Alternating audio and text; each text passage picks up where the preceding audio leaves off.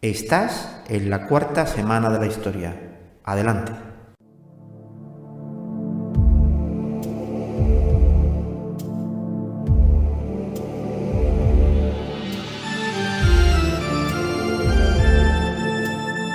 Cuarta semana de la historia. Un camino de fe con historia.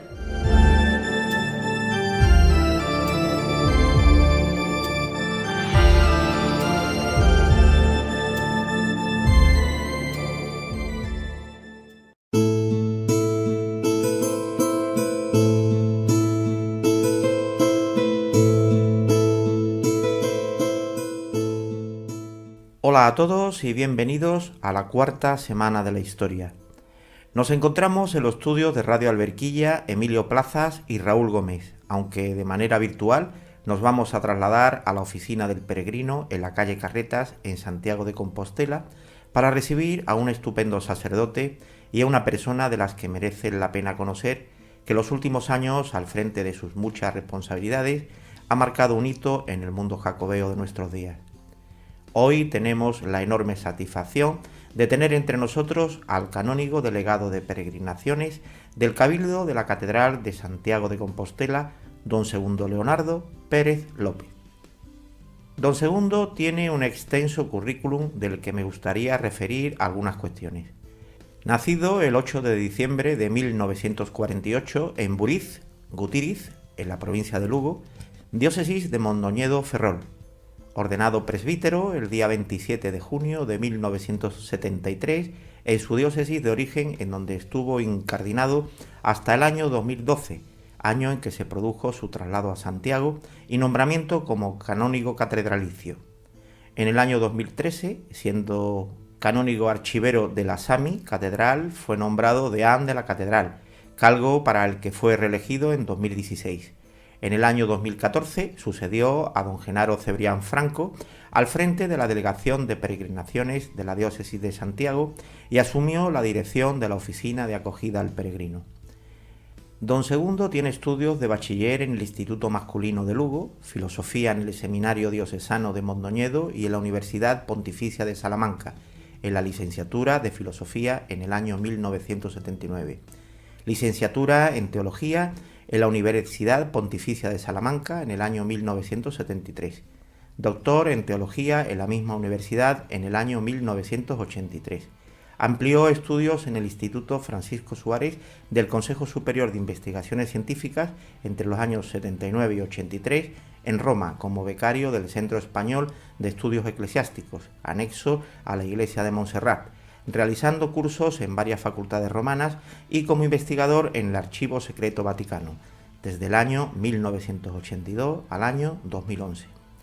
Don Segundo ha ocupado los siguientes cargos: como pastorales, coadjutor y párroco en su diócesis de origen entre los años 73 y 78, delegado diocesano de Cáritas entre los años 76 y 78, secretario del Consejo Presbiterial entre los años 76 y 78, rector del Colegio Mayor de la Universidad Pontificia de Salamanca, Nuestra Señora de Guadalupe, entre los años 78 y 84, rector del Seminario Mayor de Mondoñedo Ferrol, con sede en Santiago de Compostela desde el año 1985 hasta el año 2006, delegado diocesano de Juventud de Mondoñedo Ferrol entre los años 94 y 99, delegado diocesano de Vocaciones de Mondoñedo Ferrol entre los años 95 y 99. Es miembro del Consejo Presbiterial, miembro del Consejo Diocesano de Consultores, miembro del Consejo Pastoral Diocesano, canónigo de la Santa Iglesia Catedral de Mondoñedo, delegado diocesano para la celebración del 11 centenario del nacimiento de San Rosendo. Presta atención pastoral en su parroquia natal de San Pedro de Buriz, en Gutiriz, Lugo. Asimismo, ha dirigido más de 50 tandas de ejercicios espirituales a sacerdotes, seminaristas, religiosos y laicos. Entre los académicos estarían profesor de enseñanza media en el Ferrol desde el año 75 al 78, profesor de Filosofía y Teología en el Instituto Teológico Gaudium et Spes de la Universidad Pontificia de Salamanca entre los años 80 y 84, profesor ayudante de Teología en la Facultad de Teología de la Pontificia Universidad de Salamanca entre los años 80 y 84, profesor numerario de Teología Dogmática en el Instituto Teológico Compostelano desde el año 84 al año 1999. Profesor encargado de cátedra del Centro Agregado Compostelano de la UPSA desde el año 1999 hasta el año 2006. En el año 2006 es nombrado catedrático de Antropología Teológica en el mismo centro. Profesor del Instituto Superior Compostelano de Ciencias Religiosas desde el año 1999. Profesor del Instituto Superior de Ciencias Religiosas San Agustín en la sede de El Ferrol. Profesor de la Escuela Diocesana de Teología para Laicos de Mondoñedo Ferrol. Profesor del Centro de Formación Teológica de Seglares de Santiago de Compostela, La Coruña y Pontevedra. Profesor en el Instituto Mariológico de Covadonga. Director del Instituto Teológico Compostelano desde el año 1999 hasta el año 2010. Director del Instituto Superior Compostelano de Ciencias Religiosas desde el año 1999 hasta el año 2003. Archivero bibliotecario de la Catedral de Santiago de Compostela entre los años 2011 y 2015. Director del Instituto de Estudios Jacobeos. Coordinador de la Cátedra del Camino de Santiago y las Peregrinaciones. Entre los años 1977 a 1979, miembro de la mesa de redacción de las publicaciones Encrucillada y Boa Nova, cuya colaboración cesó al incorporarse a las tareas formativas encomendadas por la Conferencia Episcopal en el Colegio Mayor de la Universidad Pontificia de Salamanca. Fundador y director de la revista Estudios Mindonienses desde el año 1985 hasta el año 2013. Director de la revista Rudes Indus, miscelánea de arte y cultura, órgano de expresión de la Academia de San Rosendo desde el año 2007 hasta la actualidad. Director de la revista Compostelano desde el año 2011 hasta la actualidad. Director del Anuarium Santi Jacobi. Miembro del Consejo de Redacción de las revistas Lumieira, Cuadernos de Estudios Gallegos, del Consejo Superior de Investigaciones Científicas, Consejo de Redacción de Corintios 13, Madrid, Vida Religiosa de Madrid y Diversarum Rerum de Orense. Miembro del Instituto de Estudios Viverienses, miembro de la Asociación Gallega de Historiadores, A Coruña, perteneciente a varias instituciones de tipo cultural radicadas en Galicia. Ha dirigido varias tesinas de licenciatura en estudios eclesiásticos y en teología fundamental. Ha participado también como miembro en varios tribunales de tesis doctorales en la Universidad Pontificia de Salamanca y en la Universidad de Santiago de Compostela. Ha impartido conferencias teológicas en diversos lugares de España, Francia, Cuba y Portugal. Presidente de la Academia Auriense Mindoniense de San Rosendo. Entre sus publicaciones podemos ver La Iglesia de Galicia en los sínodos pretridentinos desde los años 1215 a 1563, Memoria de Vida, el Monasterio de la Concesión de Viveiro, Sínodos Mindonienses, 2 séculos, desde el siglo XVI a XVII, Ser cristiano en el siglo XXI, Testigo de la fe en la diócesis de Mondoñedo Ferrol, La Iglesia en la Galicia bajo medieval, Religiosidad popular y peregrinación jacobea, El amor que salva, 40 años de posconcilio, retos pastorales, colectánea, pastoral 9, etc. Y multitud de artículos y notas. Bienvenido, don Segundo, a esta que es su casa, en la cuarta semana de la historia, en Radio Alberquilla y en Radio Camino de Santiago. ¿Cómo se encuentra, don Segundo? Buenas tardes, me encuentro muy bien, muchas gracias, encantado de saludarles. Muy bien, pues como le he dicho en la entrevista previa, vamos a hacer unos bloques de preguntas, si usted me lo permite, y vamos a entrar en el primero, que sería un bloque de carácter un poco más intimista. Don Segundo, después de este impresionante currículum, ¿quién es don Segundo visto por usted mismo? Nada, soy un sacerdote que he querido ser en mi vida, un pastor cercano y sencillo, que Dios me ha dado unas oportunidades que nunca había pensado yo en mi vida.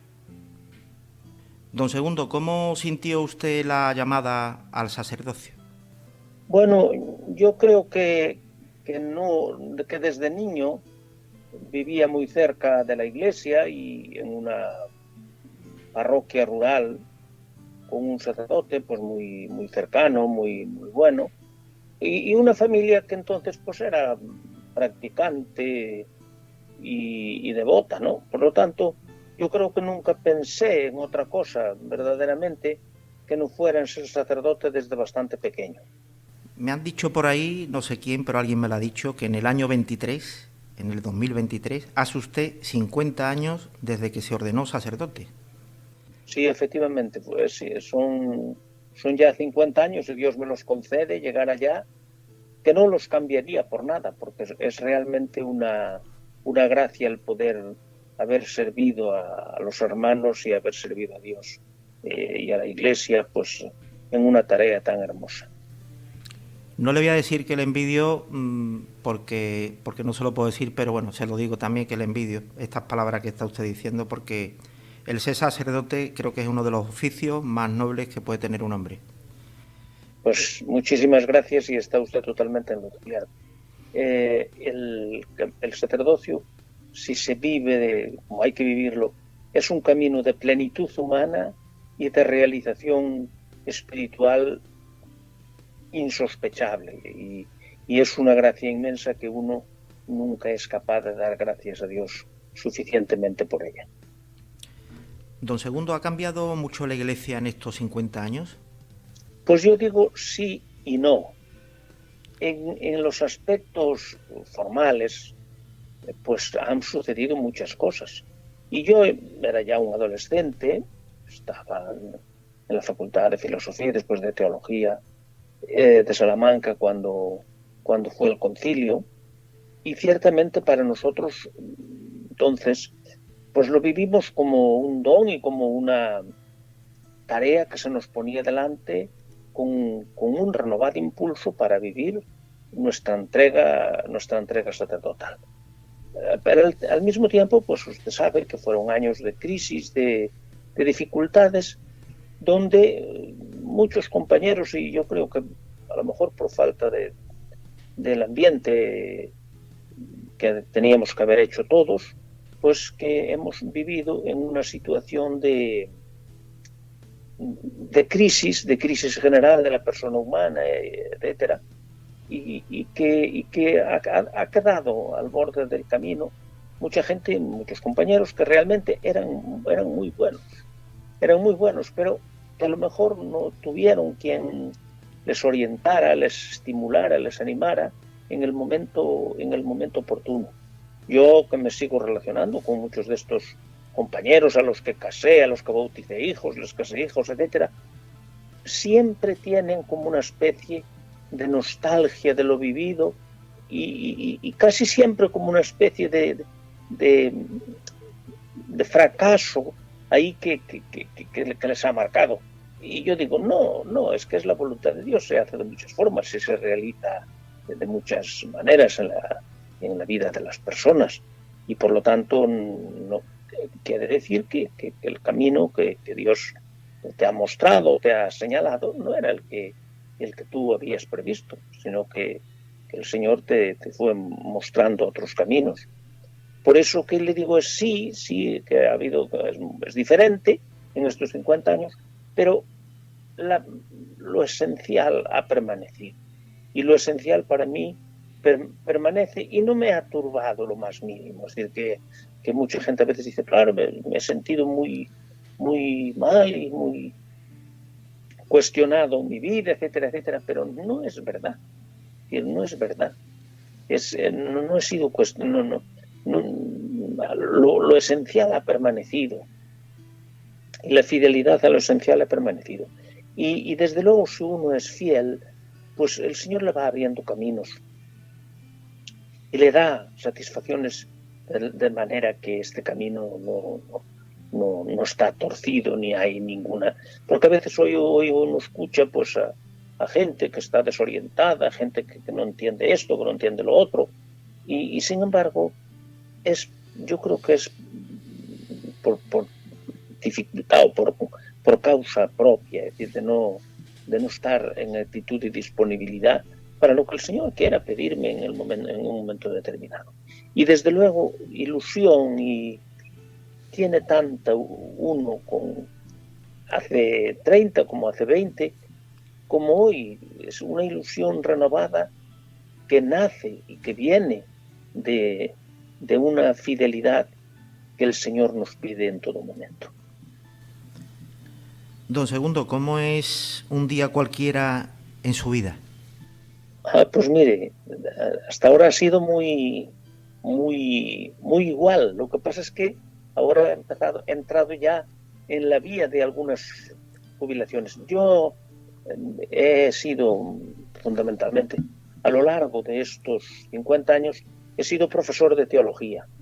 He sido profesor de teología pues en la Facultad de Teología del Instituto Teológico, en la que fui decano 3 o 4 veces, y he sido como pues también muy feliz porque he tenido la suerte de conectar bien con los alumnos y después he explicado asignaturas fundamentalmente de teología dogmática, antropología teológica, de sacramentos, sacramento de penitencia y unción, de teología espiritual, de forma que tengo pues ya un larguísimo currículum de profesor, y ahí pues en la vida de un profesor ahí se aparece siempre un día a otro, y luego en la vida de dirección del Instituto Teológico, por tanto una vida pues totalmente entregada, de tal manera que en alguna ocasión alguna persona, cuando pasé a la catedral me decía, pero no le conocíamos, ¿usted dónde estaba? Y digo, pues mire usted allí enfrente, que el edificio San Martín Pinario. Allí llevo yo más de 20 años haciendo todos los días lo mismo. Y todos los días lo mismo, porque es donde uno tiene que cumplir la voluntad de Dios, en el trabajo de cada día, en el trabajo ordinario, y claro, y en la fidelidad a una meta y a una tarea que el Señor pues me ha encomendado.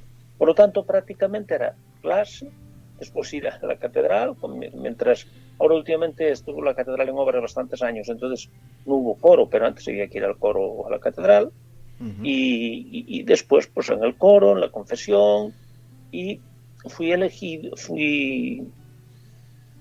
elegido canónigo de peregrinaciones con la delegación de peregrinaciones, y entonces la oficina del peregrino era un recorrido incluso físico de San Martín Pinario a la catedral y de la catedral a la oficina del peregrino.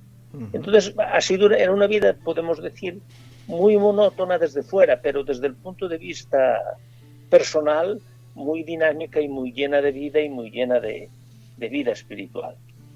Bueno, a mí no me parece que su vida haya sido nada de monótona, ¿eh? Creo que ha sido una vida muy rica, Claro. una vida para envidiar y una vida, pues, bueno, pues una vida, en fin, que mucha gente quisiera tenerla. Ahora vamos a entrar en el segundo bloque, don Segundo, en donde ahora le vamos a dar paso a nuestro amigo Emilio. Y en este bloque vamos a hablar un poquito sobre lo que es el peregrino, la figura del peregrino y esto. Le voy a dar paso a Emilio a ver qué le quiere preguntar. Muchas gracias, muy bien.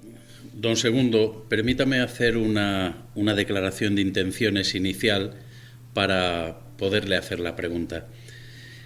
Hay una cuestión inherente a cualquier cristiano, y entiendo que quizás también desde su vocación sacerdotal, que es el aspecto de evangelización.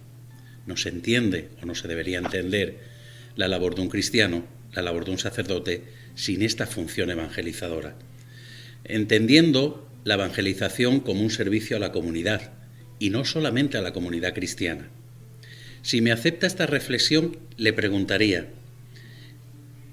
¿el aspecto de evangelización desde su vocación religiosa, unida al Camino de Santiago, la ha desarrollado? Mire, yo creo que el Señor me ha concedido, ya cuando me nombraron encargado de la oficina del peregrino, ya era, llevaba bastantes años de cura, bastante mayor, etcétera. Y yo digo que nunca sabe uno lo que el Señor le tiene preparado en cada etapa de la vida. Y para mí, este campo directo con la evangelización, que yo no había dejado nunca, porque como sacerdote, porque a pesar de ser profesor, de estar de formador en el seminario, etcétera, yo nunca dejé de tener algún pueblo pequeño más o menos para poder realizar la dimensión propiamente evangelizadora en la vida. Y atendí no parroquias grandes ni de gran calado, sino muchos pueblos y pueblos pequeños y pueblos que me han dado pues una sensibilidad y un sentido de la vida parroquial y de la vida apostólica que ciertamente me ha ayudado mucho. Pero la dimensión esta de la pastoral con los peregrinos, eso es algo que digo que nunca sabemos lo que nos aguarda el Señor en la vida. Y para mí, digo, en la tercera edad de mi vida, me he encontrado con que el Señor me tenía preparado este campo extraordinario de la evangelización, que es el campo de la peregrinación.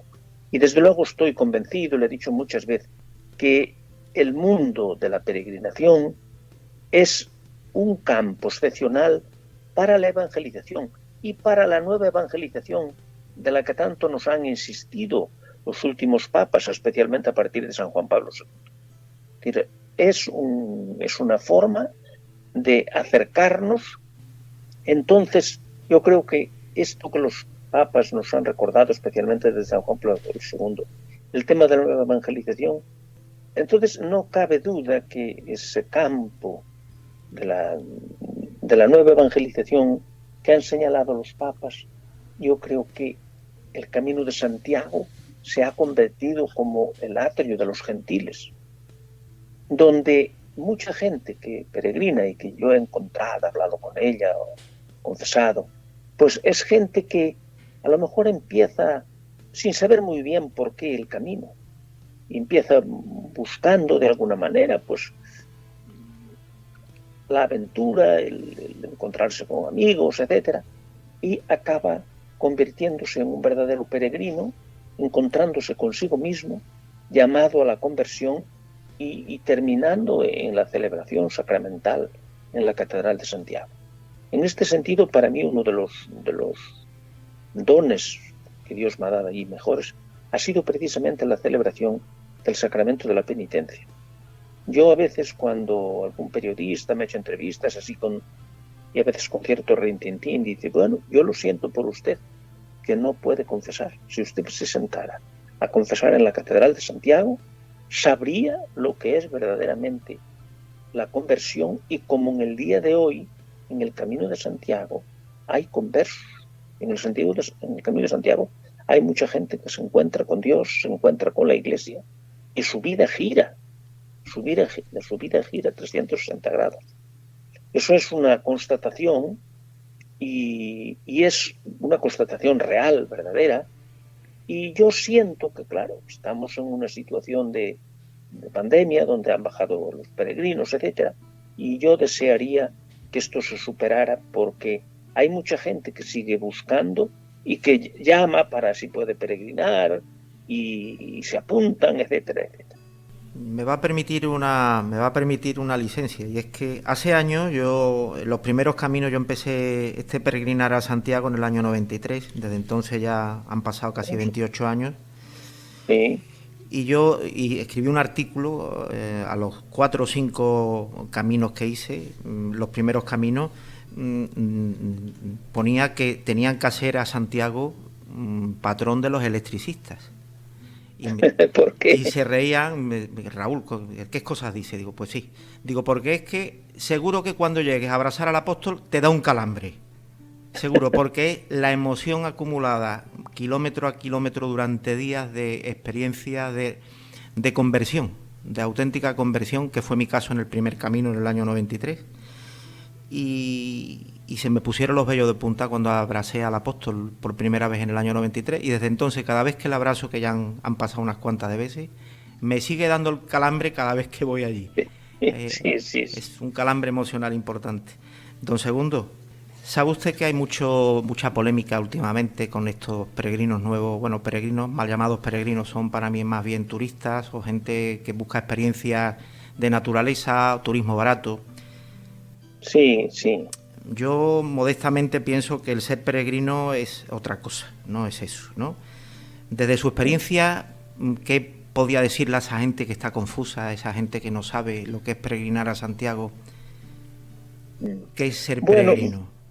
Mire, realmente es muy variado el tipo de personas que llega. Y los que usted dice, algunos pues han llamado turigrinos, o eso también se da, pero el que llega así en plan frívolo, diríamos, de una circunstancia,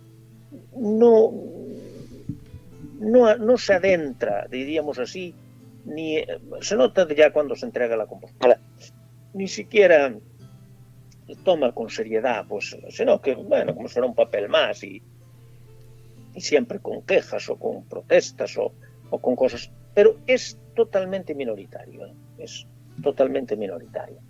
Por el contrario, como le decía, hay mucha gente, muchas personas que empiezan como, bueno, pues como personas que quieren hacer una experiencia para encontrarse consigo mismas, o simplemente para probarse a sí mismos que son capaces de hacerlo, etcétera. Pero siempre en el camino, el mismo camino, tiene ahí como un misterio que genera en las personas cambios muy importantes. Y entonces cuando llegan a Santiago, cuando llegan a la meta de la peregrinación, su corazón ha cambiado. Y ese es un signo del Camino de Santiago que está presente hoy, pero que está presente en la Edad Media y en todo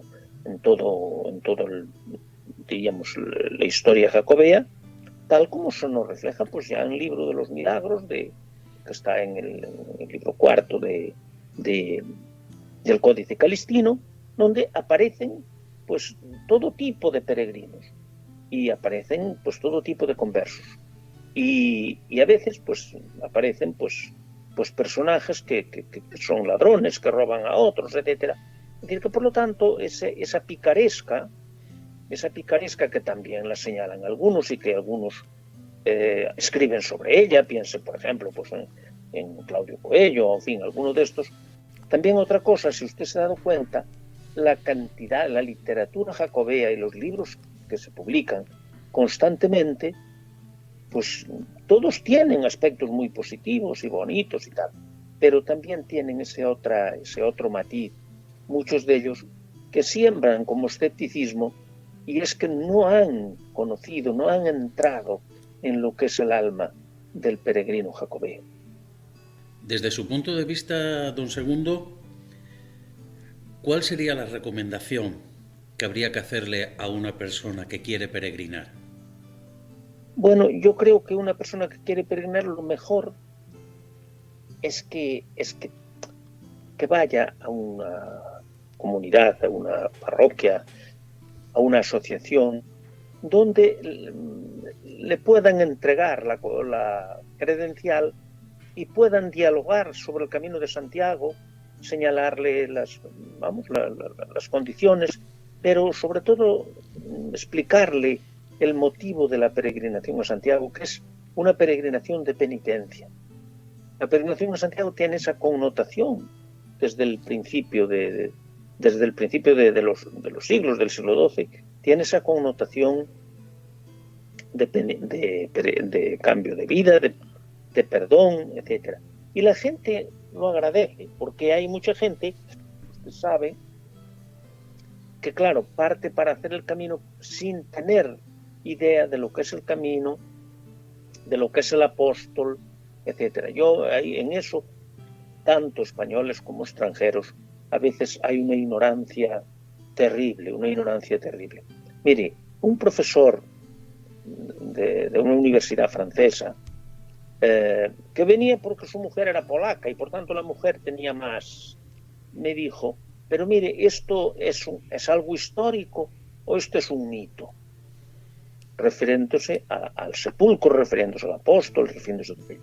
Es decir, que un profesor de universidad, no uno cualquiera, que no distinga que en el hecho jacobeo, en la Catedral de Santiago, que eso que es un hecho histórico y no un mito lleno de supersticiones y nada más. Eso es triste y eso se da. Y a veces incluso y cada vez va a ser peor porque al no asistir a clases de religión ni eso, pues no se da. Y entonces hay a veces también, pues, familias que vienen con niños y tal, y los niños no se ve que no tienen idea de lo que es. Es decir, que eso también lamentablemente se da. No es total, porque también he visto yo padres pues explicando a los hijos la catedral y explicándolos las distintas imágenes de Santiago, el Santiago peregrino, el Santiago sedente, el Santiago caballero, etcétera, ¿no? Yo también he visto a padres así, y lo cual me emociona, es decir, ver que hay familias que les sirve el camino de Santiago para al llegar explicar la figura de Santiago, y Santiago como amigo del Señor, como amigo de Jesucristo, y Jesucristo como el Señor de nuestra vida y de nuestro caminar. Don Segundo, casi todas las religiones monoteístas tienen una peregrinación a algún lugar santo, a visitar alguna tumba de algún santón. Son elementos comunes, ¿no? Prácticamente en casi todas las religiones. Estoy recordando el Islam. Yo ahí le añadiría que, por mi experiencia, que no solamente las religiones monoteístas, que sí, sino incluso las religiones orientales. Sí, el budismo, el hinduismo, etcétera. Sí. Yo he encontrado a algunas peregrinaciones interreligiosas donde los más, yo no sé si es por cumplir el rito simplemente, los más interesados en cumplir los ritos propios de la peregrinación eran precisamente de otras religiones. Mire, hace unos años vinieron los delegados de turismo de todas las autonomías de Europa, no solo de Estados, sino de autonomías de Europa. Y entonces la entonces secretaria del Parlamento, que es buena amiga mía, la entonces secretaria del Parlamento resulta que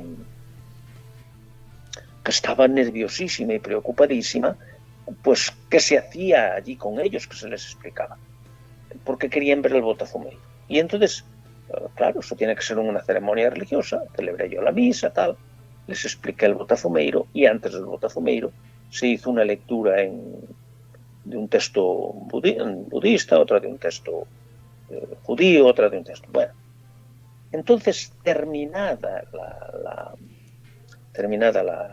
la misa y el botafumeiro, se quedaron allí delante. Claro, yo no les invitaba porque como esta me había dicho que esa era la preocupación y tal. Y curiosamente, el embajador de la autonomía de Moscú fue el primero que dijo si podrían abrazar al apóstol. Bueno, entonces yo dije con libertad a los que quisieran y tal.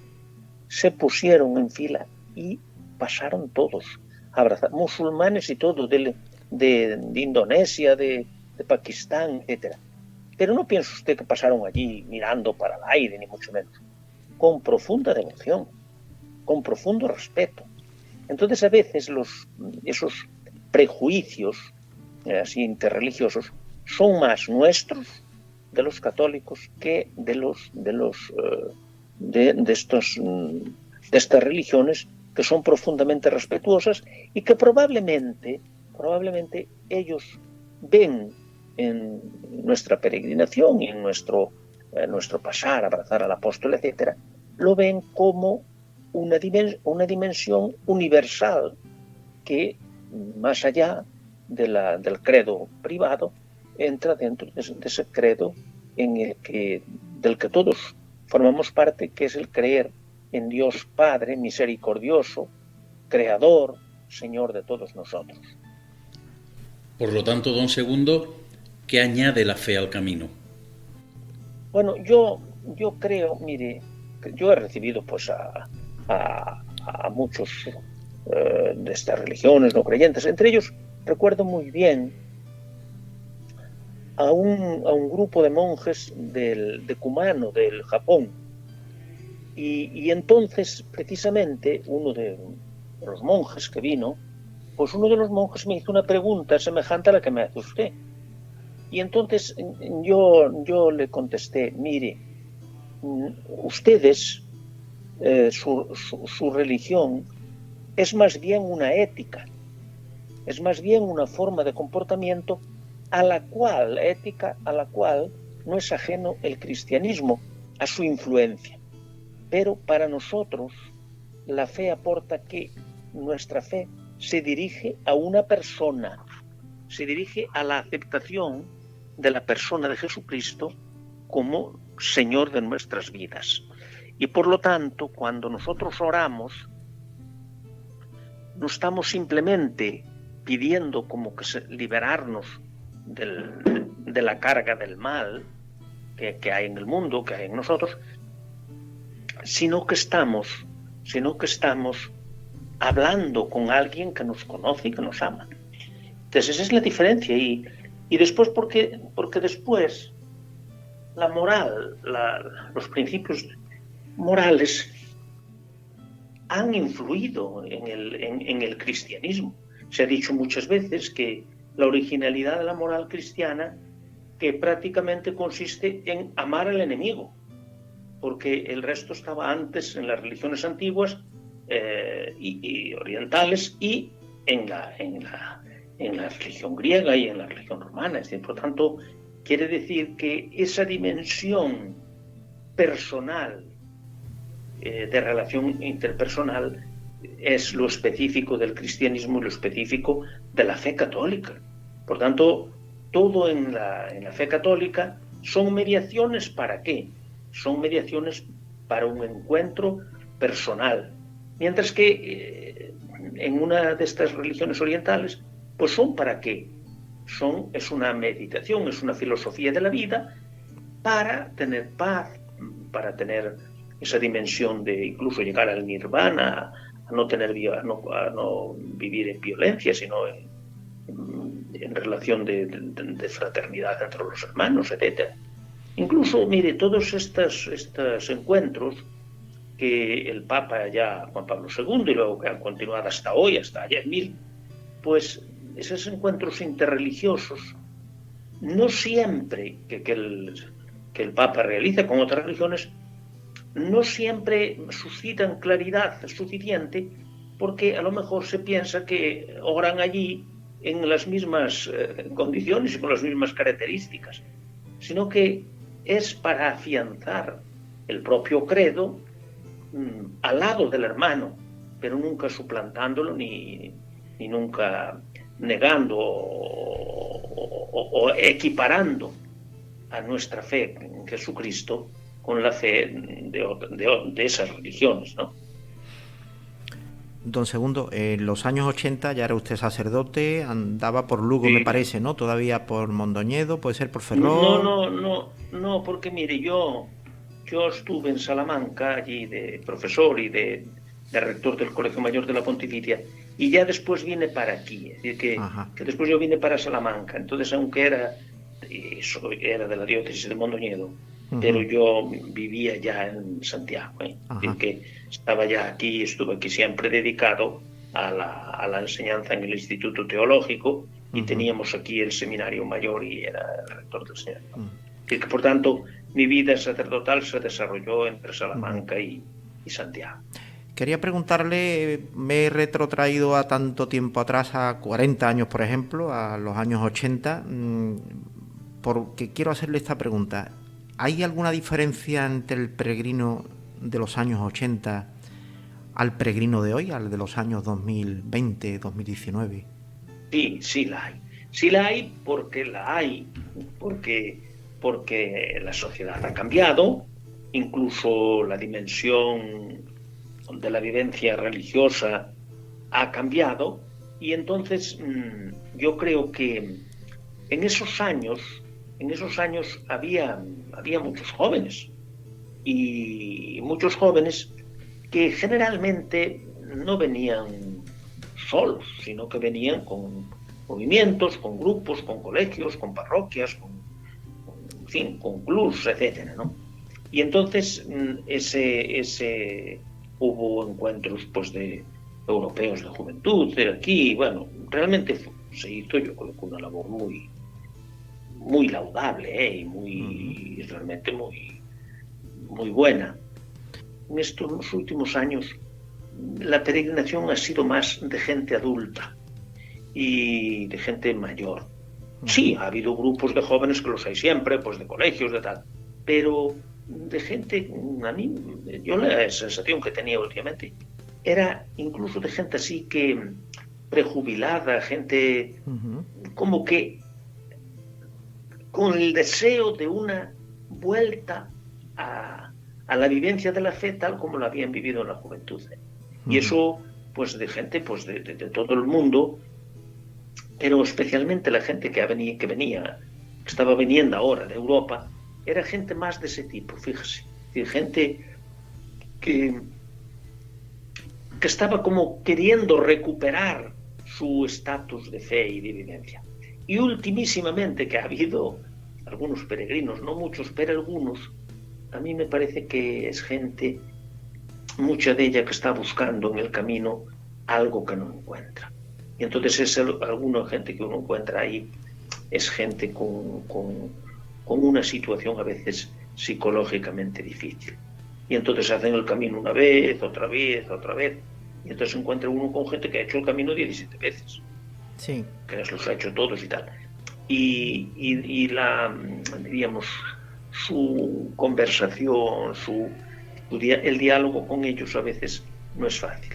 No es fácil, ¿me entiende? Es decir, que, mire, es que usted ha hecho el camino. Para entender un poco todo esto, es muy difícil porque estamos en una situación tan especial, que por el camino viene todo, y viene de todo. Y a mí eso cuando a veces dicen, ¡ay, Dios mío, qué líos! Y la gente que protesta, que no tiene donde hospedarse, que no tiene tal, no saben que no pueden venir, etc. A veces incluso hay que llamar a la policía y cosas de esas. Pero yo digo, es que fue siempre así, es decir, que eso no es ahora una novedad, eso aparece pues a lo largo de la Edad Media y de la Edad Moderna, e incluso llegan a dar leyes para protegerse de los peregrinos que asaltaban en los caminos, etcétera, etcétera. Y hoy, gracias a Dios, eso no se da, pero algún caso también se da sí, hay que andar con cuidado por los caminos. No, muchas veces hay que ir un poquito porque hay gente también de aquellos barros, estos lodos, y hay algunos por ahí todavía que van, claro, todavía intentando, no. sí. Y que además alguna vez, porque yo he hablado con alguna persona que yo he hablado, pero resulta que tiene su vida en el camino, no tiene casa, no tiene referencia familiar ninguna. Y entonces, sino que pues van de un sitio para otro, empiezan el camino en otro sitio, saben toda la vida de los albergues, donde hay albergues que te admiten más de un día, donde pueden estar 2 o 3, albergues donde dan acogida, sobre todo en casas religiosas y así, que a lo mejor pues pueden pasar allí una semana, entonces encantados de la vida. Y eso se da no solo en España, aquí en España y en Galicia o Andalucía, donde sea, sino que eso también se da en el camino y se da en Alemania, en Italia, sobre todo en Francia. Y entonces a mí hay gente de esta que me da mucha pena porque realmente viven una soledad profunda. Una soledad en el sentido de no tener referentes. Entonces, eso es... por eso el trabajo en la acogida, en el Camino de Santiago, da para una creatividad inmensa de poder ayudar a la gente en el camino. Es decir, que eso es un trabajo que aquello que dice el Señor, los pobres siempre los tendréis con vosotros, y efectivamente siempre los tendremos. Y claro, después algunos pues vienen, vuelven, es difícil que, en fin, yo he visto de todo. Mire, hoy por ejemplo, hoy firmé yo la Compostela para 3 presos de una cárcel de Cataluña, no me acuerdo cómo se llamaba, de una cárcel de Cataluña, pásmese, en que el capellán, un jesuita, el padre Xavier, no sé qué, pues quisieron hacer el Camino de Santiago Y el Camino de Santiago consistió en dar vueltas al patio de la cárcel. 4.000, casi 5.000 vueltas. Entonces, eso, dice que empezaron 8. Ya me había hablado conmigo. Y que empezaron 8. Y entonces estos 8, 2 se escaparon de sus vidas que hay en la cárcel, no sé cómo fue. 2 los cambiaron de prisión. Bueno, el caso es que al final han llegado 3. Y hoy, pues con muchísimo gusto, pues hoy les hemos dado la Compostela. Y yo quería, pero no estaba el arzobispo, y yo quería incluso que el arzobispo les mandara unas letras de felicitación y de acogida, de ser, vamos, para nosotros predilectos. Y no pudo ser, que no estaba el arzobispo, pero mañana, si Dios quiere, lanzaremos como una especie de documento colectivo, aparte del documento individual. Entonces, quiera que no, esos 3 hombres que han llegado hasta el final, dando testimonio de nuestro Señor Jesucristo delante de mucha gente, resulta que lo hacían en el patio, estaban los otros presos. Y el capellán que estaba con ellos les daba la bendición al principio, y lo curioso, es que me lo contó él, lo curioso es cuando daba la bendición y todo eso, se paraban todos, y todos en silencio, en vez de mofarse o cualquier cosa, con un respeto enorme, y ellos nada, venga, andar. Y no sé cuándo fue, eso fue en Navidades o cuándo fue el arzobispo de Barcelona, ¿no? Omeya, el arzobispo de Barcelona, pues fue allí a desayunar con ellos y a verlos, y se quedó muy impactado. Y ellos, en ese camino de silencio, pues respetadísimos por los otros. Por lo tanto, ¿dónde está el Señor? ¿Dónde se puede realizar, pues, el camino en los lugares más dispares? De hecho, en España hay un sacerdote de Palma de Mallorca que todos los años hace 1 o 2 peregrinaciones con presos aquí a Santiago. Y yo, claro, los he recibido, les he celebrado misa. Bueno, y en una ocasión, pues que ven un grupo, pues hay unos... De tal manera que me pidieron a mí que porque no iba una vez a entregarles la Compostela a la prisión a Palma. Y fui allí a la prisión de Palma. Y fue un encuentro precioso, en el que desde el director de la prisión, que nunca lo habían visto los otros, pues hasta la asistente social, tal, pues resulta que estábamos todos en la misma sala, tomándonos unos pasteles y un vino dulce que yo llevé de Santiago. Y fue una experiencia preciosa, de tal manera que el Camino de Santiago es un espacio de evangelización maravilloso, que se trata de tener creatividad y de hacerlo con.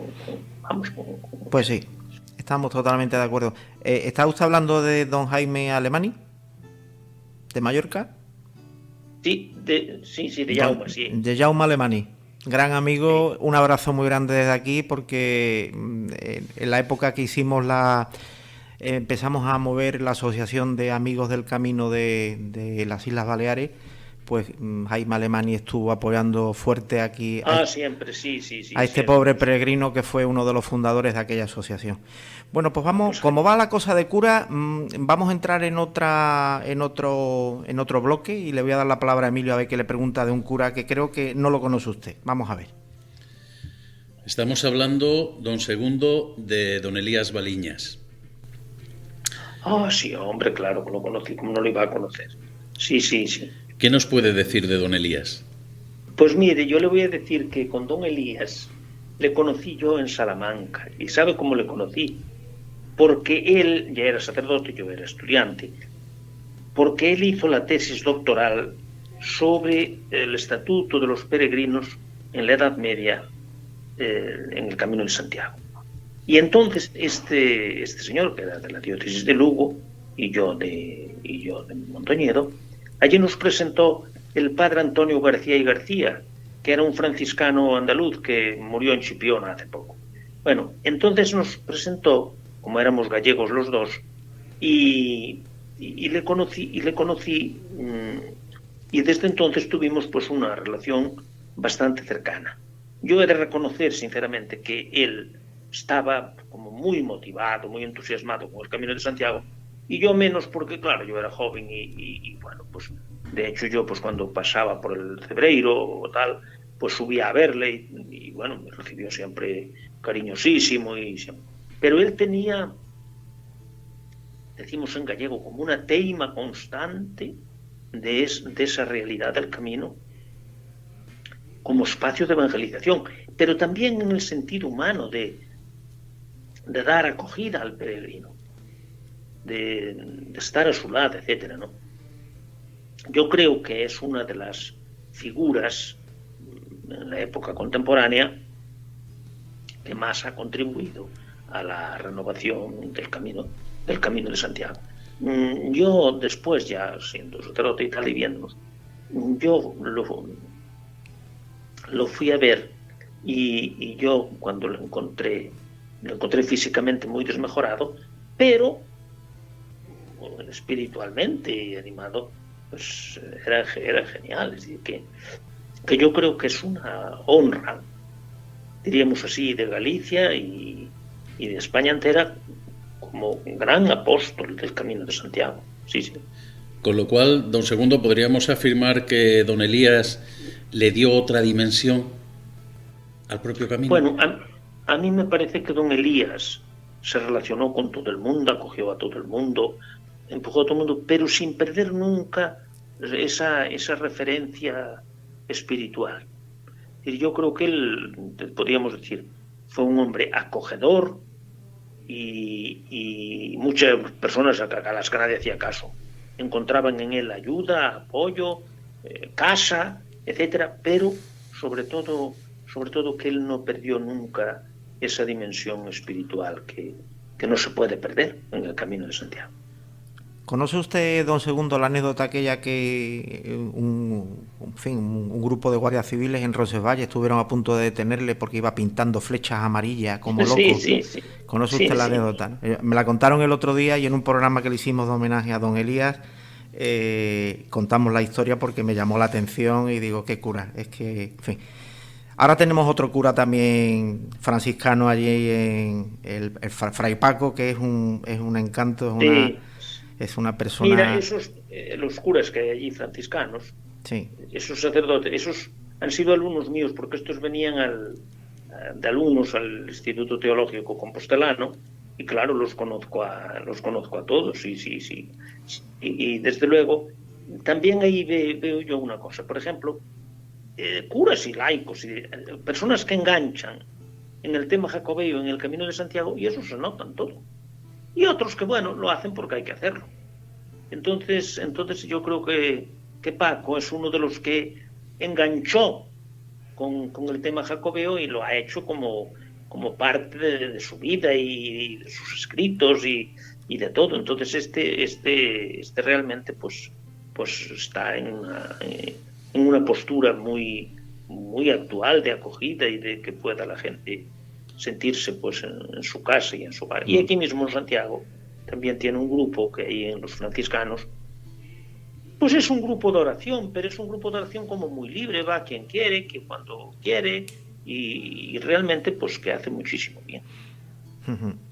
Bueno, pues vamos a entrar en un bloque que es un poquito más peliagudo, pero siempre desde el cariño, desde el respeto que le tenemos a la Iglesia Católica.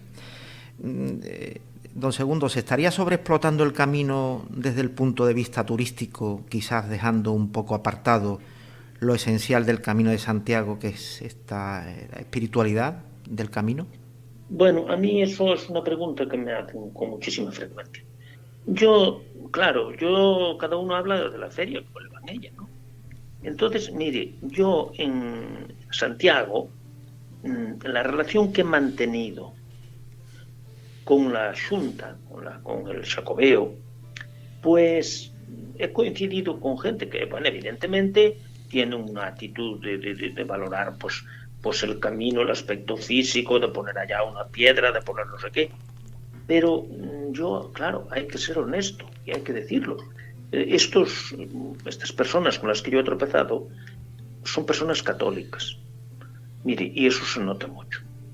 Y tanto el consejero, don Román, como la directora general de turismo, que dejó y volvió, doña Nava Castro, ahora la gerente Cecilia Marimón, los chicos, mira, ahí hubo también un gerente que es de Isaías, etcétera.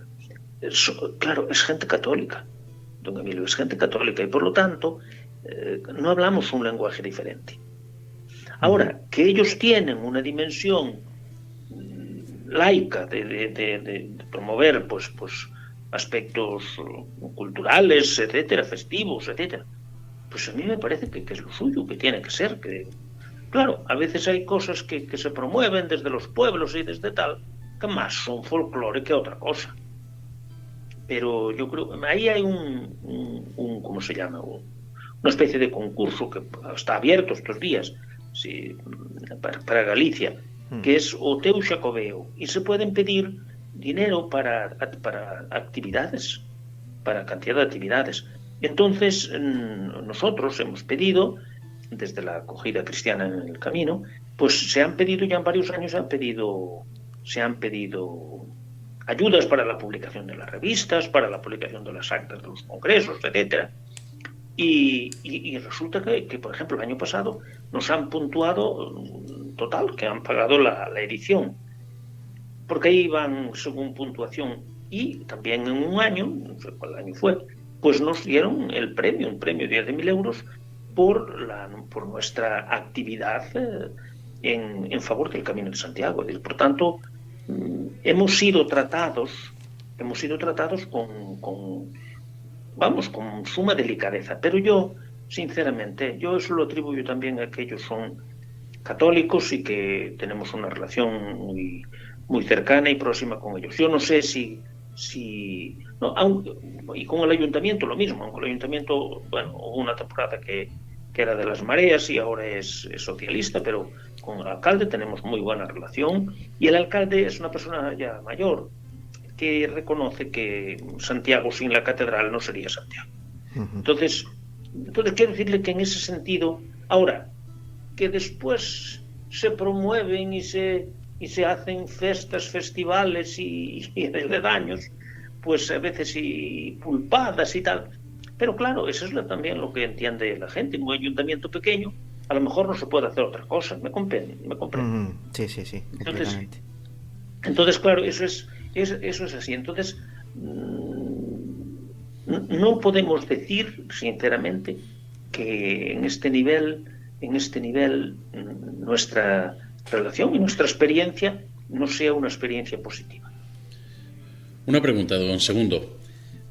¿Cómo valoraría usted el compromiso de la Iglesia, en la figura de sus pastores, de los sacerdotes, en su compromiso con el camino? No me refiero solamente a los sacerdotes gallegos, que me imagino que se dará por sentado, sino de otras comunidades autónomas, de los distintos caminos. ¿Existe un compromiso de los obispados con el camino? ¿Cómo lo percibe usted esta realidad? Mire, hay un grupo de obispos que son los obispos en el Camino de Santiago, que tienen es un grupo de obispos que el animador en este momento, antes precisamente, como estaba en Logroño, fue el cardenal Omeya, entonces el obispo de Logroño. Ahora es el arzobispo de Pamplona, don Francisco Pérez. Y entonces aglutina en representación de don Julián, pues aglutina a los obispos del camino. Yo, en representación de don Julián, yo he asistido a las reuniones a las que se añaden los obispos franceses del camino. Incluso han escrito 2 cartas pastorales y se está en otra que tendría que salir ya pronto. Y en este sentido, los obispos que pasan el camino por sus diócesis, muy bien, y además todos nombran algún sacerdote delegado de peregrinaciones. Los que no pasan el camino, pues yo creo que les simpatiza, pero no es cosa suya, ¿me entiende? Entonces, los que, pues yo creo que no tienen tienen menos relación. Y entonces ahí pues, ahora nosotros, precisamente en el mes de abril, pues hay el encuentro que hacemos cada año de los sacerdotes del camino, que tenemos un encuentro que este año supongo que será online, y sí participan pues un centenar de ellos o así. Y hay gente que también depende mucho de cada uno. Hay gente que está realizando una obra maravillosa. Hay gente que realmente tienen una actitud y una creatividad y lo utilizan como creatividad pastoral para sus diócesis, para sus pueblos. Y entonces eso es una cosa muy bonita, es preciosa. Ahí de Sevilla, pues hay sacerdotes, bastantes sacerdotes que vienen con grupos. Y bastantes, es decir, que conocemos, y no solo sacerdotes, sino laicos. Hay un maestro, que yo no sé si está ahí en Sevilla o en un pueblo, que se llama José, que viene todos los años con una peregrinación, es de un pueblo, de una peregrinación de su pueblo, y con gente que es una peregrinación con gente majísima, es decir, que yo siempre lo recibo y eso, y con gente muy motivada, y eso realmente se debe pues a este señor y a algunos sacerdotes, es decir, que ahí yo, si usted me dice nombres, pues incluso. Ahí en Sevilla, precisamente, hubo un momento en que la cofradía de Santiago, no sé si la asociación, debió de estar dividida porque yo tuve visitas de personas que unos no estaban así muy de acuerdo con los otros, pero después eso se debió de solventar. Pero eso es, mire, en sitios, qué sé yo, por ejemplo en Cataluña, en Barcelona. En Barcelona hay una cofradía y hay la asociación de amigos del Camino de Santiago. No solamente no se llevan bien, sino que se llevan muy bien y colaboran, e incluso la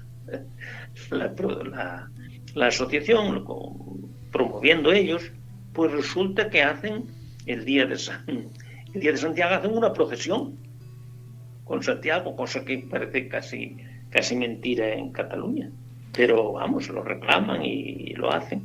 Y entonces en eso se hacen cosas, miren, maravillosas, pero no solo en España, Sí. Por ejemplo, en toda América y en Latinoamérica especialmente, hay una cantidad de grupos y asociaciones jacobeas que hacen una labor maravillosa, y me estoy acordando ahora, por ejemplo, de los de Venezuela. Los de Venezuela organizan, claro, aquello está muy complicado, pero ellos organizan actividades, caminatas, encuentros en santuarios de ellos, que te quedas conmocionado al ver realmente el trabajo que hacen. Bueno, de esta asociación me imagino que estará hablando usted de Tarragona, ¿no? Que como sabe usted es Asociación Canónica Privada de Fieles. La asociación... Sí, ya lo sé, sí. Bueno, pues lamento también, porque desde aquí un abrazo a todos ellos, le tengo un vínculo muy estrecho con esta asociación y con todos sus miembros, entonces pues Sí. La tendremos presente en estas jornadas de la Semana de la Historia de este año también. Pues mire, precisamente de Tarragona me habían invitado a mí a ir, estaba yo muy dispuesta a ir, pero después me operé del corazón y además me había coincidido que lo había visto aquí. El arzobispo anterior, don Jaime Puyol, ¿puede ser? Ese, don Puyol Balcells, don Jaime Puyol. Jaime. Esto es. Este lo vi aquí y le dije, le prometí ir, pero después ya este señor se jubiló y no sé en este momento, pero sí es una de las asociaciones que yo tengo la impresión de que funciona bien y que además con buen espíritu cristiano, sí. Bueno, el arzobispo de Tarragona era socio de la asociación, no sé si lo sabe usted, don Jaime. Sí. Me lo dijo él, sí. Sí, era socio y venía a andar. Bueno, hablo también en primera persona porque yo en aquella época vivía allí, estaba con ellos relacionado y pues estaba... él me lo dijo, sí, él me lo dijo y yo lamento que se haya jubilado porque sabía de qué iba y tenía ganas, es decir, que era de los...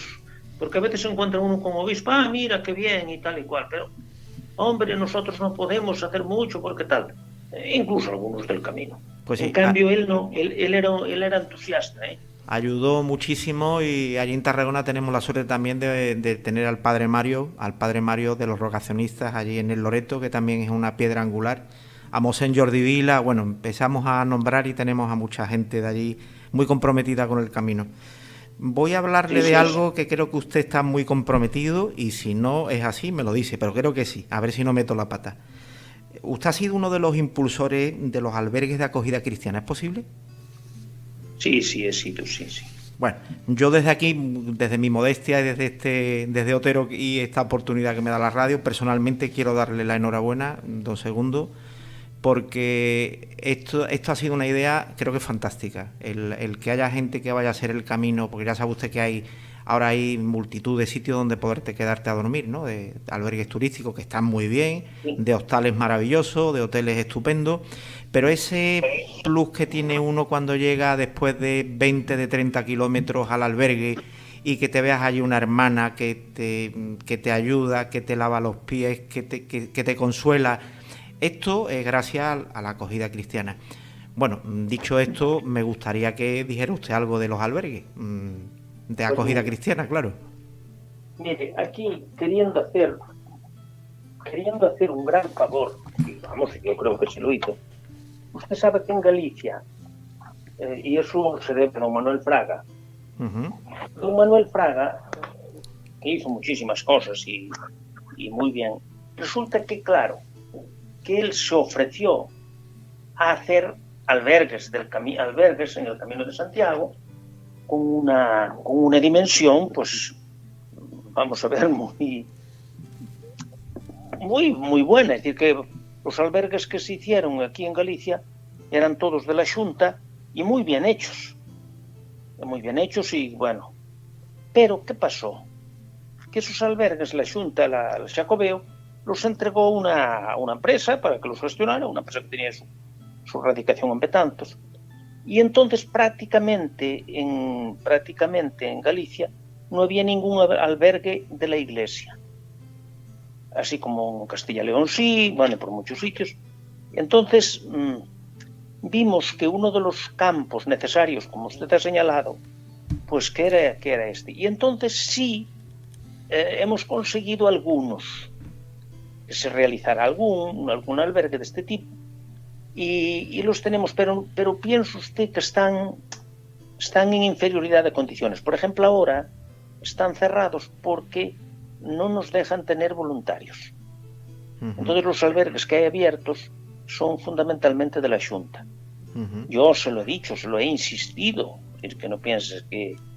Y he hablado con ellos y no les gusta cuando les saco el tema, pero ese es uno de los campos que lo han entendido, y entonces se han promovido bastante, sobre todo en el Camino Francés, en Navarra, en varios sitios, y claro que están algunos, incluso la Orden de Malta, en varios sitios, que a mí me parece que es una actividad preciosa y apostólica. Pero no, eso no va para adelante, en Galicia sobre todo no va para adelante, porque claro, hay muchos albergues públicos, y luego que sigue haciendo la Xunta muchas veces alquila o hace un convenio con los obispados, incluso de casas rectorales, pero después los administran ellos y están ellos allí, etcétera, ¿no? Y ahí yo os lo digo, no siempre, porque allí, por ejemplo, ¿quién lo va a llevar? Lo lleva el ayuntamiento. El ayuntamiento pone un funcionario que abre la llave y va a recoger al día siguiente y ya está. Entonces, claro, tenemos las quejas de que no hay silencio, de que claro, llegas allí y casi no sabes qué hacer, etcétera. De que en eso están mejor los albergues por otras autonomías que por la autonomía gallega.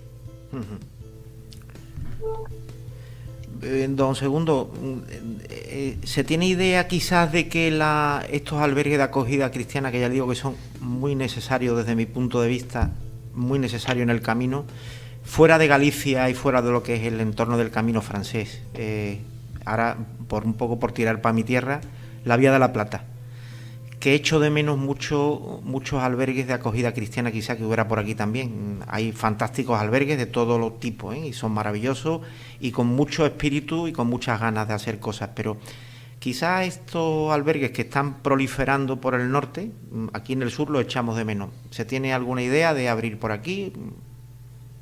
Bueno, mire, nosotros tenemos encuentros con los albergues, con los nuestros.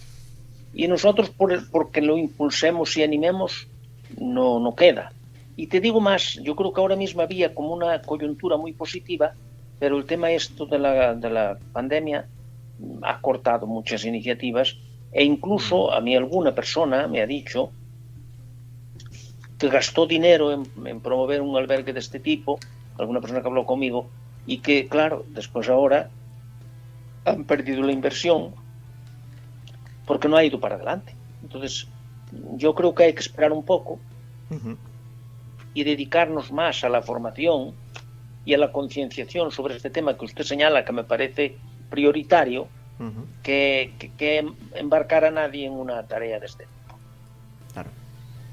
Bueno, pues vamos a entrar en otro bloque, ya este es el último, y vamos a hablar un poquito también pues de sus responsabilidades en la oficina del peregrino y que nos cuente un poquito alguna historia. Voy a darle paso a Emilio a ver qué le pregunta.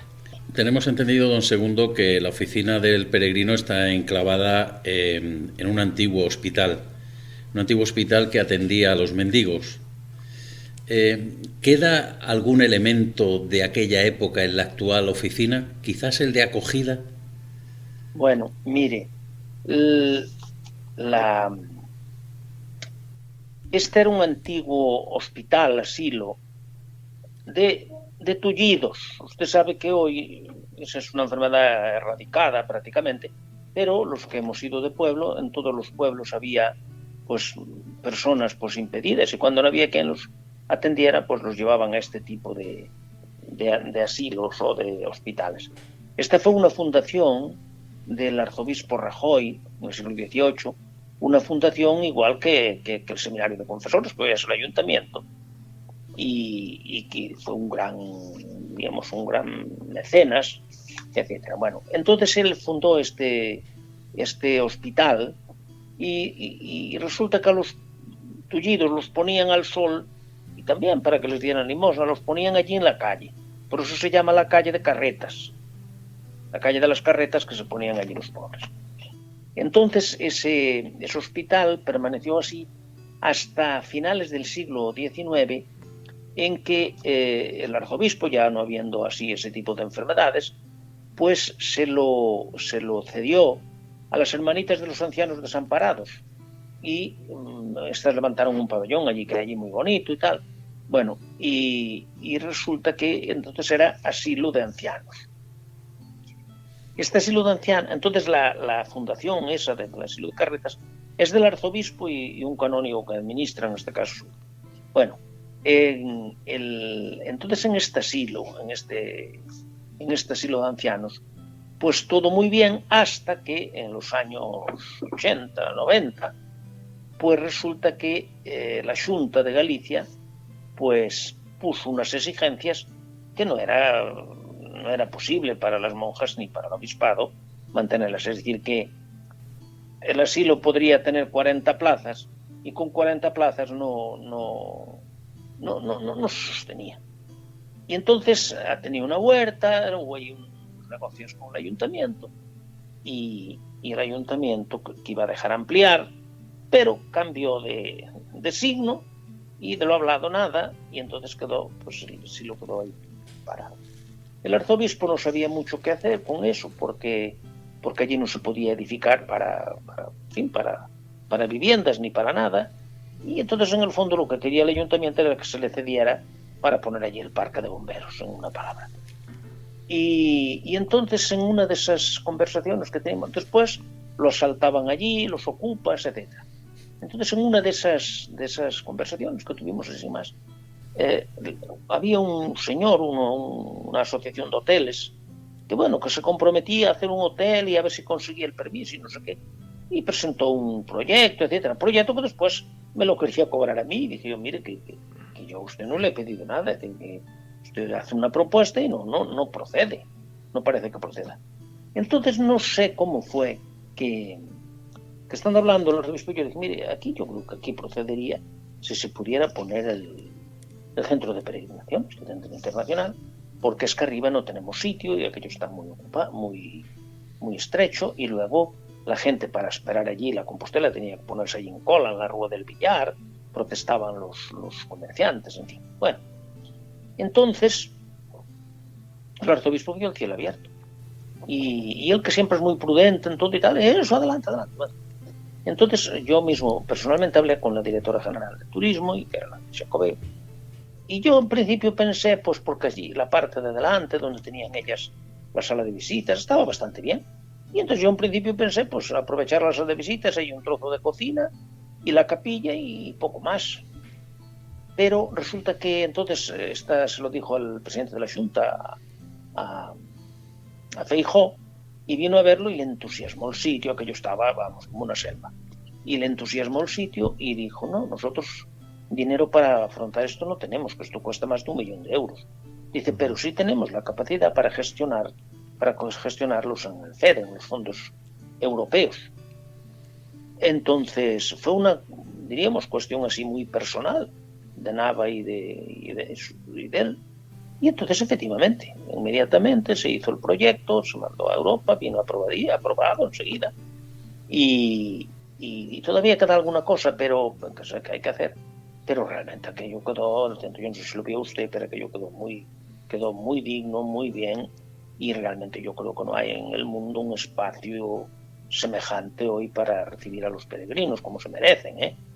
Y entonces esa ha sido un poco la historia de esta institución, y entonces creo que los peregrinos tienen hoy un espacio donde ser recibidos y acogidos, pues maravilloso, sinceramente.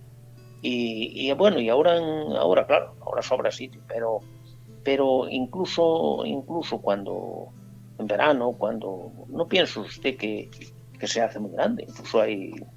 Pero bueno, gracias a Dios ahora queríamos hacer fuera un espacio para actos más numerosos, así allí en Madera, en la huerta, y estamos en ello.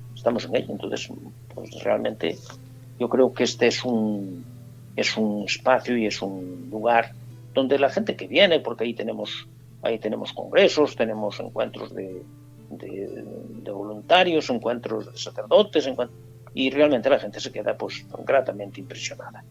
Bueno, pues si me permite, don Segundo, darle otra vez la enhorabuena, porque también buceando por ahí por las páginas en internet he encontrado un artículo en que le cita a usted como el titular o uno de las personas más importantes que han tenido que ver en que tengamos esta oficina del peregrino tan maravillosa que tenemos en Santiago.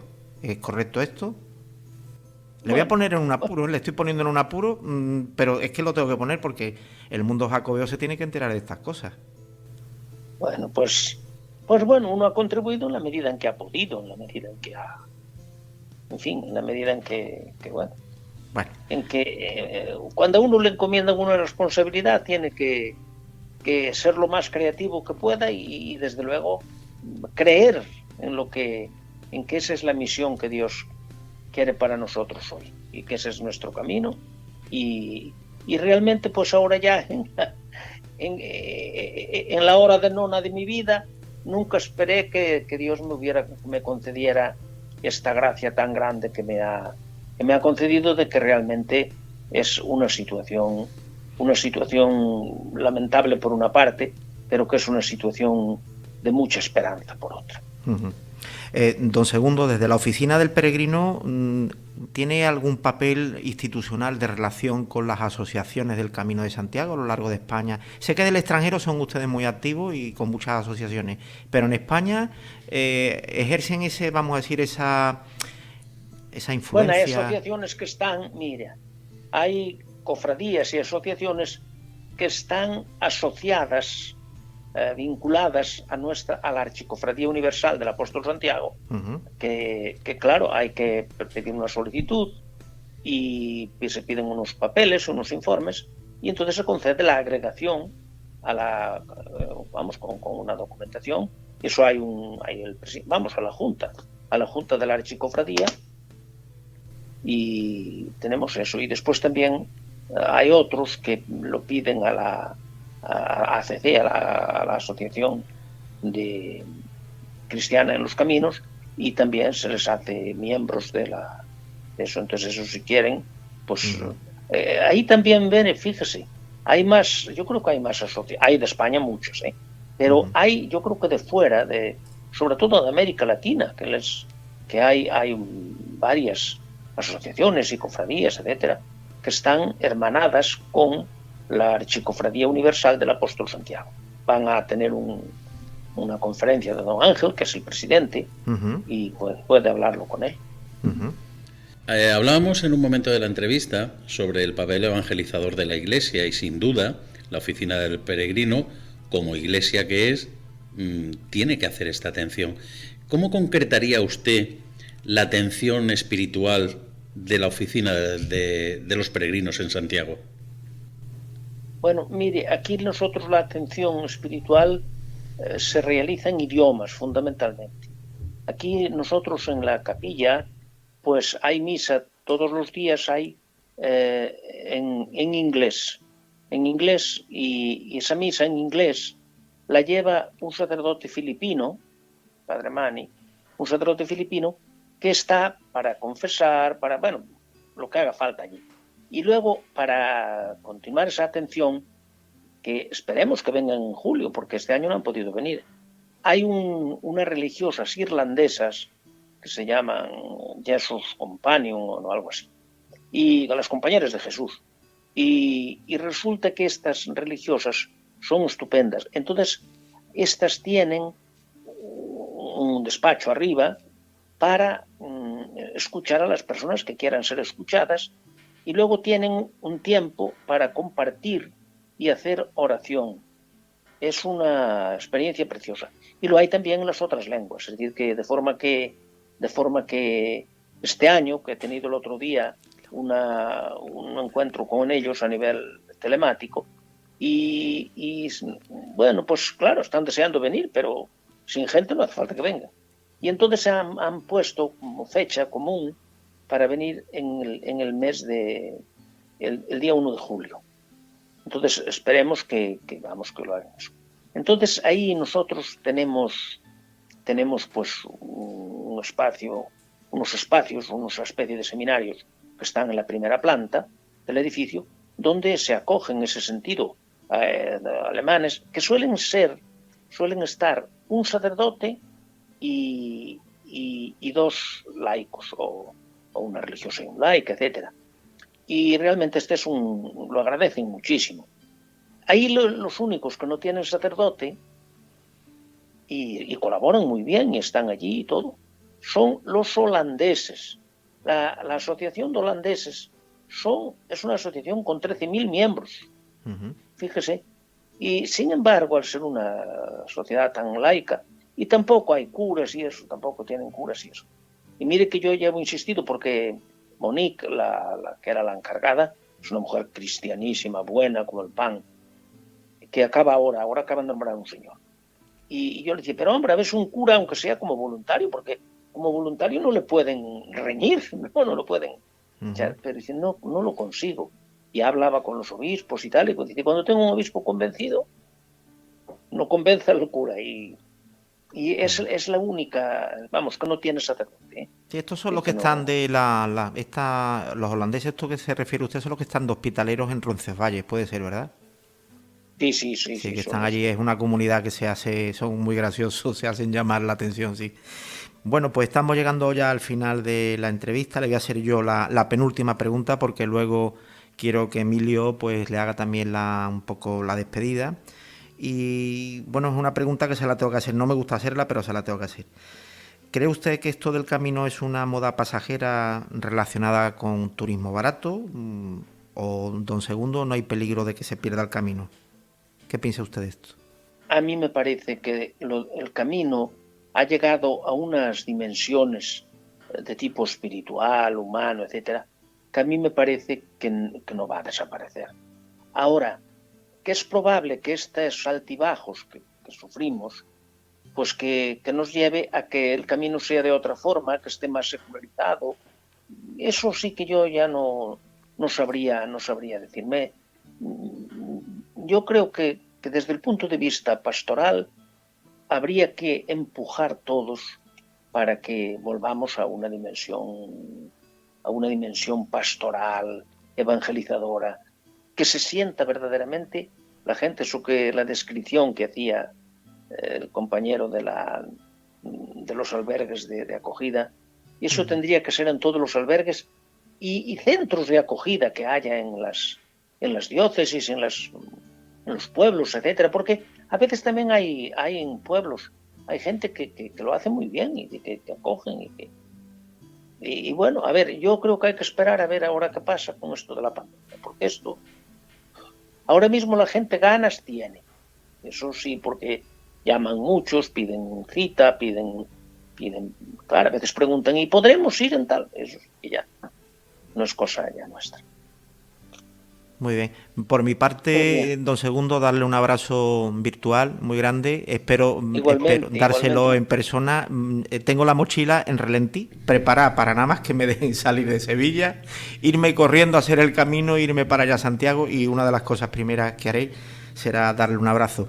Como le dije, lo agradezco mucho y gracias por esta entrevista, sí, que es una manera de acercarnos a tanta gente que sí, seguro que en el Congreso tendrá mucho interés por estos temas. Sí. Y con cuánto gusto estaría yo presente, sobre todo porque uno se siente muy a gusto con la gente que trabaja en el campo.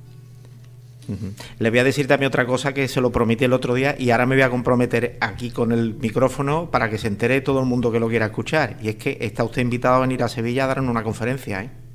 Eso no hay problema ninguno y lo haría con muchísimo. A Sevilla siempre se va con gusto. Sí. Eso no, ahí depende de otra cosa, ahí depende de mi salud, ahí depende de mi salud. Bueno, ya pediremos por usted y seguro que puede venir a agasajarnos. Bueno, don Genaro Cebrián en su época también lo hicimos venir, o sea que a Tarragona, entonces vivía en Tarragona y lo hicimos venir allí con mucho gusto también. Y si me permite usted también darle un abrazo virtual a esa estupenda persona que tiene usted ahí en la oficina del Peregrino, a Susana, a la gran Susana, que es una persona... Susana es un tesoro. Sí, sé que se ruboriza cada vez que la llamo y le digo lo buena que es y esto, pero es que no me queda más remedio que reconocerle a Susana desde el punto de vista, ¿no? De su labor, de su personalidad. Estuve ahí 2 días, ahora y atrás estuve ahí 2 días un poco enferma, pero ya está bien, ella enseguida. Y yo le dije hoy, pero yo pensé que me habías dicho que venías el martes. No, yo con el fin de semana ya me llega, bueno. Muy bien. Pues nada, si me permite usted, un abrazo muy grande a Susana también, que también pasaré por allá. De su parte, Raúl, yo ya hablaré con ella. Abrazarla. Mañana la veo. Pues, don Segundo, darle nuestro agradecimiento a usted por la deferencia que ha tenido con Radio Alberquilla, que como usted sabe es una radio con carácter educativo, entre otras funciones. Gracias, don Segundo, porque usted ha hecho pedagogía de la fe. Sus palabras sin duda tendrán calado en el mundo jacobeo. Gracias, don Segundo, por su claridad expositiva. Gracias a vosotros, porque es una dicha poder hablar de esta experiencia tan hermosa y tan positiva, no solo en la sociedad, sino en la Iglesia de España. Quizás le agradecemos del todo el hecho de que usted haya cumplido con carácter fiel al lema de nuestra cuarta semana de la historia. Usted ha hecho esa pedagogía del camino de Santiago como un camino de fe. Es un placer haberle tenido en nuestros micrófonos, nuestro agradecimiento por haber dedicado su tiempo, y nosotros a todos los invitados que participan en Radio Alberquilla les dejamos un minuto para poder decir lo que estime oportuno. Pues quedan los micrófonos abiertos para decir lo que usted considere. Un abrazo muy fuerte, a la espera de saludarle personalmente. Muchísimas gracias y os deseo todo el éxito en el Congreso. Os deseo que realmente responda a vuestras preocupaciones e inquietudes. Que Dios os lo pague. Un abrazo, don Segundo. Un abrazo. Bueno, pues así como veis, terminamos esta estupenda entrevista con este gran hombre. Un hombre lleno de generosidad, de amabilidad. Y bueno, pues me gustaría hacer una pequeña semblanza de él antes de terminarla. Don Segundo es un hombre afable y de trato cercano, que destacó siempre por su cuidada oratoria y también por su espíritu renovador, que ha quedado patente en el reivindicativo discurso que pronunció hace unos meses con motivo de la reapertura de la Catedral de Santiago. Fue elegido deán por primera vez en enero del año 2013. Entonces desempeñaba el cargo de archivero de la catedral y llegaba a la presidencia del Cabildo en un momento bastante difícil, en el que sustituía a don José María Díaz Fernández, muy afectado por el robo del Códice Calistino 2 años antes. Fue reelegido deán en diciembre del año 2016 y todo apunta a que será recordado como el que impulsó la reforma más ambiciosa de la catedral, que acaba de ser reinaugurada después de una década en obras que todos los peregrinos que hemos ido a Santiago hemos ido pudiendo avanzar. Durante su mandato, el Cabildo Catedralicio consiguió sacar adelante numerosos convenios con diversas entidades de cara a la conservación del templo, todos ellos recogidos en un plan director que todavía sigue en marcha y multitud de actuaciones. También don Segundo es y será recordado por el importante papel que ha jugado para la construcción y apertura de la nueva oficina de atención al peregrino en la Rúa de Carretas, de la que seguirá siendo responsable y de la que ya os aconsejo que cuando vayáis a Santiago la visitéis. También se le distingue por ofrecer una excelente atención pastoral y espiritual al peregrino, que ha sido uno de los grandes retos que se ha marcado durante los 8 años que ha estado al frente del Cabildo. Apoyó al servicio de voluntarios para la acogida de cristiana en el camino, ha organizado numerosos cursos y jornadas de formación sobre la ruta jacobea, ha impartido conferencias sobre el fenómeno de las peregrinaciones por media Europa y defendió el sepulcro del apóstol como única meta de la peregrinación a Santiago.